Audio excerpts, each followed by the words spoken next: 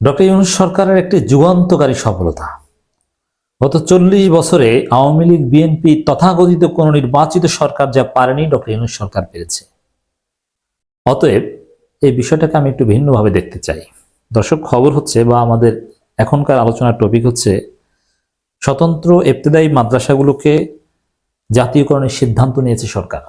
ধাপে ধাপে তারা একটা প্রক্রিয়ার মধ্য দিয়ে, একটা নীতিমালার মধ্য দিয়ে স্বতন্ত্র ইবতেদায়ী মাদ্রাসাগুলোকে জাতীয়করণ করবে। আমি সরকারকে ধন্যবাদ জানাই এই ঐতিহাসিক, তাৎপর্যপূর্ণ, যুগান্তকারী সিদ্ধান্ত নেওয়ার জন্য।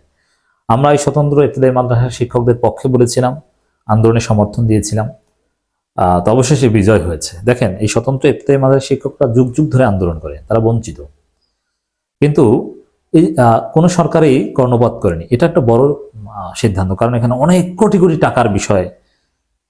প্রাইমারি স্কুলের মতো সুযোগ সুবিধা দিতে হবে, এটা এমনকি এর জন্য আলাদা মন্ত্রণালয় বা মন্ত্রণালয়ে আলাদা উইং করার প্রয়োজন হবে। এর মানে এখানে কোটি কোটি টাকা, হাজার হাজার কোটি টাকার বিষয়। সুপার মেগা প্রজেক্টের মতো একটা সিদ্ধান্ত। অন্যদিকে বিভিন্ন মেগা প্রজেক্ট বন্ধ করে দিচ্ছে, কিন্তু এরকম একটা মেগা প্রজেক্টের মতো সিদ্ধান্ত সরকার নিয়েছে। এটা সাহসিকতার বিষয়। ন্যায্য দাবিকে সরকার মেনে নিয়েছে। অন্য কেউ পারেনি, সাহস করেনি। এত টাকা কোথায় পাবো? হাসিনা সাহস করেনি, খালেদা জিয়া সাহস করেনি, ডক্টর ইউনূস সাহস করেছে। এখন দেখেন, এই বিষয়টা আমি একটু অ্যানালজি করতে চাই। এই যে বিএনপি বলে বা অনেকেই বলে যে নির্বাচনই সব সমস্যার সমাধান, নির্বাচিত সরকার ছাড়া পারবে না। মানে ভাবখানা এমন যে অনির্বাচিত সরকার বা ডক্টর ইউনূস সরকার পপুলার ম্যান্ডেট প্রাপ্ত, কিন্তু তিনি পারবেন না। নির্বাচিত সরকারই মানে প্যারাসিটামল, নির্বাচনই হচ্ছে প্যারাসিটামল, এটা বলে না। তো দর্শক, এই কথা যে ভুয়া, সেটা প্রমাণিত হলো যে কোন নির্বাচিত সরকার এই স্বতন্ত্র ইবতেদায়ী মাদ্রাসাকে জাতীয়করণের সাহস পায়নি, সিদ্ধান্ত নেয়ার। কিন্তু ডক্টর ইউনূস সরকার তো ঠিকই করেছেন, সিদ্ধান্ত নিচ্ছেন যে করবেন। কি বোঝা গেল? এরকম আরো অনেক জনগণের পারসেপশনটা দেখেন। বাংলাদেশে গত 16 বছরে যারা মুখ খুলতে পারেনি, তারা এখন তাদের অধিকার দাবি দয়া নিয়ে রাজপথে নামছে। প্রতিনিয়ত আন্দোলন হচ্ছে, ঘেরাও অবস্থা, নানান কিছু। এটার একটা দিক হচ্ছে যে ওই অতীতের নির্বাচিত সরকারের এরা সব ধান্দাবাজ, এরা কিছু করেনি। তার চাইতে বরং ডক্টর ইউনূস সরকার ভালো, তার কাছে দাবি জানাই কাজে লাগবে, কারণ তিনি দাবি পূরণ করবেন বা তিনি আসলে জনদরদী, বা তার উপর আস্থা জনগণের সরকার মনে করে ডক্টর ইউনূস সরকারকে। তাহলে কি বোঝা গেল? ওই নির্বাচিত সরকারি সব সমস্যার সমাধান, তারা পারবে, তারা প্যারাসিটামল, এগুলোকে আসলে জনগণ বিশ্বাস করে বা এগুলোর কোনো ভ্যালিডিটি আছে? নেই। বরং ডক্টর ইউনূস সরকারই হচ্ছে আসল সরকার। এর মানে এই যে নির্বাচন লাগবে না, ডক্টর ইউনূস সরকার ক্ষমতায় থাকুক না, এর মানে এই নয়। অবশ্যই নির্বাচন লাগবে। এর অর্থ হচ্ছে যে ডক্টর ইউনূস সরকারের উপর আমরা আস্থা রাখতে পারি। আমরা যে সংস্কারের কথা বলি, জনগণ যে সংস্কার কথা বলে, এটা ডক্টর ইউনূস সরকার করুক। অন্য যে কেউ প্রতারণা করতে পারে বা তাদের সক্ষমতায় ঘাটতি আছে, তারা তারা দ্রুত ক্ষমতা আসলে সংস্কার ছাড়া দেশ আবার ধ্বংস হয়ে যেতে পারে। তার চাইতে ডক্টর ইউনূস সরকার ঠিক আছে, তারা সমস্যার সমাধান করে দিক।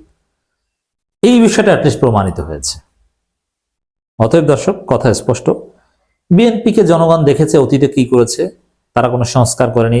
তাদের ক্ষমতায় থাকা অবস্থায় চাঁদার রেট অনেক বেশি ছিল, লুটপাট, দুর্নীতিতে চ্যাম্পিয়ন, অনেক কিছু ঘটেছে। অতএব বিএনপির উপর জনগণের আস্থা নেই।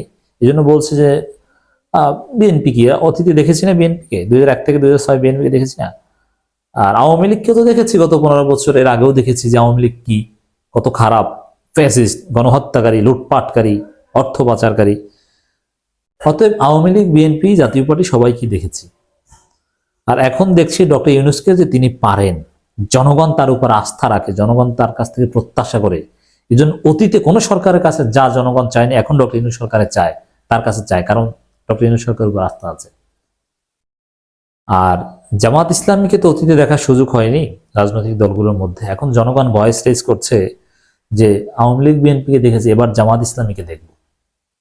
এজন্য জামাতের উপর আস্থা জনগণের। নিবন্ধনভুক্ত সব স্বতন্ত্র ইবতেদায়ী মাদ্রাসা জাতীয়করণের সিদ্ধান্ত, চমৎকার সিদ্ধান্ত। দেশের নিবন্ধনভুক্ত সব স্বতন্ত্র ইবতেদায়ী মাদ্রাসা জাতীয়করণ করার সিদ্ধান্ত নিয়েছে শিক্ষা মন্ত্রণালয়। মানে নিবন্ধনভুক্ত যেগুলো, সেগুলোর কোয়ালিটি আছে, এখানে আলাদাভাবে যাচাই বাছাইয়ের প্রয়োজন হবে না। নিবন্ধন আছে মানে তার কোয়ালিটি আছে।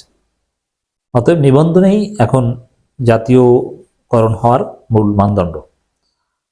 যদিও জাতীয়করণ হলে অন্যান্য যে দুর্বলতাগুলো আছে এগুলো কেটে যাবে, শিক্ষার্থী বাড়বে, জনগণের আগ্রহ বাড়বে, অবকাঠামোগত উন্নয়ন হবে, শিক্ষার মান বাড়বে, ইত্যাদি ইত্যাদি।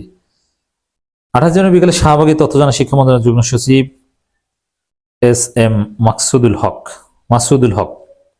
তিনি বলেন, পর্যায়ক্রমে সব মাদ্রাসা জাতীয়করণ করা হবে। স্বতন্ত্র ইবতেদায়ী মাদ্রাসা জাতীয়করণের দাবিতে আন্দোলন করে আসছেন ইবতেদায়ী মাদ্রাসা শিক্ষকরা। তাদের দাবির মধ্যে ছিল ইবতেদায়ী মাদ্রাসা নিবন্ধন স্থগিতাদেশ 2008 প্রত্যাহার করতে হবে, রেজিস্ট্রেশনপ্রাপ্ত কোডবিহীন মাদ্রাসাগুলোকে মাদ্রাসা শিক্ষা বোর্ডের কোড নম্বরে অন্তর্ভুক্ত করতে হবে, স্বতন্ত্র ইবতেদায়ী মাদ্রাসা আলাদা নীতিমালা পাঠদানের অনুমতি, স্বীকৃতি ও বেতন ভাতা নীতিমালা 2025 অনুমোদন, প্রাথমিক বিদ্যালয়ের মতো অফিস সহায়ক নিয়োগের ব্যবস্থা নেওয়া এবং প্রাথমিক বিদ্যালয়ের মতো স্বতন্ত্র ইবতেদায়ী মাদ্রাসা প্রাক প্রাথমিক শ্রেণী খোলার অনুমোদন ব্যবস্থা। জাতীয়করণ করলে তখন প্রাইমারি স্কুলের স্ট্যাটাস পাবে। ইবতেদায়ী শিক্ষকরা বলেন, বর্তমানে 1519টি অনুদানভুক্ত মাদ্রাসা প্রধান শিক্ষক 3500 টাকা ও সহকারী শিক্ষকরা অল্প কিছু টাকা পান। সহকারী শিক্ষক 3300 টাকা অনুদান পায়। 40 বছর অনুদানভুক্ত ও অনুমোদনবিহীন মাদ্রাসা শিক্ষকরা বিনা বেতনে শিক্ষকতা পেশায় মানবতার জীবনযাপন করছেন, ইউএনবি রিপোর্ট। তো দর্শক, সেখানে আমরা দেখতে পাচ্ছি যে 40 বছরে যেটা কোনো সরকার পারেনি, ডক্টর ইউনূস সরকার পেরেছে। এর মানে আমরা যে সংস্কার চাই এটা ডক্টর ইউনূসকেই করতে হবে, তার পক্ষেই সম্ভব। জনগণ ডক্টর ইউনূসের উপরই ট্রাস্ট রাখে।